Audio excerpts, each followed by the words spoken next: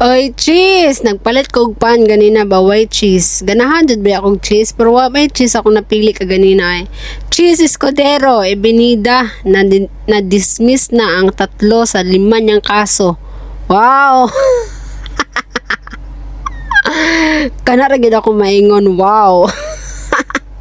Samtang ang Pilipinas karon, grabe kayog mga istorya, daghan kay mga para na impeachment ni Inday VP Sara sa Senado, wala na sila nakiusa, pero behind that wata kay balo nga gilihok na di ay sa mga Marcos ang ilang ill-gotten wealth. $10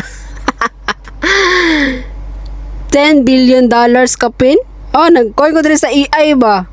Oh, the wealth associated with the Marcos family is divided into 2 distinct categories. The estimated $10 billion in alleged ill-gotten asset accumulated during the dictatorship of Ferdinand Marcos Sr. Ay, magkatawa na lang taan yung hitabo, no? Nya matingala sad kaan yung mga dilawan para lang mga Aquino, mga side sa mga Aquino, kanailahang mga galamay. Marcos na karon.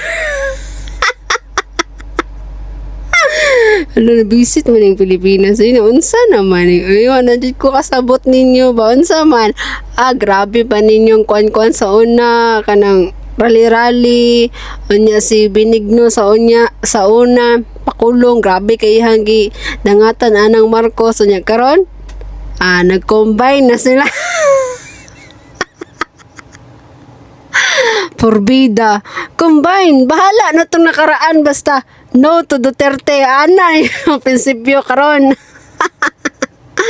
Ay nako pastilan si cheese nibalhin lang siya kadjot wala na dayon yung 3 ka kaso 5 ka kaso manaihang kaso wala nang 3 nanalay pila to ka buok 5 nya 3 na ang dismiss na palakpakan.